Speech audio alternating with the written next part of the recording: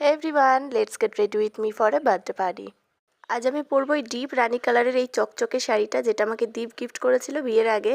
প্রথমে ভেবেছিলাম ওই ট্যাঙ্ক টপের সাথেই পরবো, কিন্তু এই শাড়িটার সাথে ব্ল্যাক কালারটা ঠিক ভালো লাগছিল না। তো এই হোয়াইট কালারের মিশো থেকে কেনা ব্লাউজটা পরে নিলাম। তো চলো, এবার শাড়ি তো পরা হয়ে গেছে, এবার মুখটা একটু রংচং করা যাক। প্রথমেই পন্সের এই সুপার লাইট জেলটা ময়শ্চারাইজার হিসেবে ইউজ করে নিলাম। আমি এই ল্যাকমি আর এই পন্সের এই জেলটা ইউজ করি, কারণ আমার স্কিনে না বেশি কিছু স্যুট করে না। হেভি মেকআপ তেমন আমি কিছু করবোই না, জাস্ট একটুখানি কনসিলার দিলাম। আর এবার দেবো হচ্ছে ফেসেস ক্যানাডার এই ফেস পাউডারটা। ইউজুয়ালি আমি বিয়ে বাড়ি ছাড়া ফাউন্ডেশন ইউজই করি না, তো জাস্ট আমি একটুখানি আই মেকআপটা করে নিলাম আর লিপস্টিকটা দিয়ে নিলাম। আর চুলটাও সুন্দর করে খোপা করে বেঁধে নিয়েছি। আমি তখন ভিডিওতে দেখলাম যে আমার চুলটা এত সুন্দর হয়েছে। আর প্রথমে ভেবেছিলাম ওই হেভি ইয়ারিংটা পরবো, কিন্তু সত্যি কথা বলতে আমি কানে অত হেভি ইয়ারিং ক্যারিই করতে পারি না।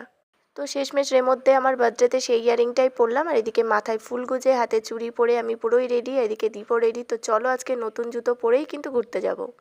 আজকে বেসিক্যালি যাচ্ছি দীপের বন্ধুর মেয়ের বার্থডে পার্টিতে। তো চলো, আমরা তো রেডি হয়ে গেছি, আমাদের কেমন লাগছে অবশ্যই কিন্তু কমেন্ট করে জানিও। টাটা।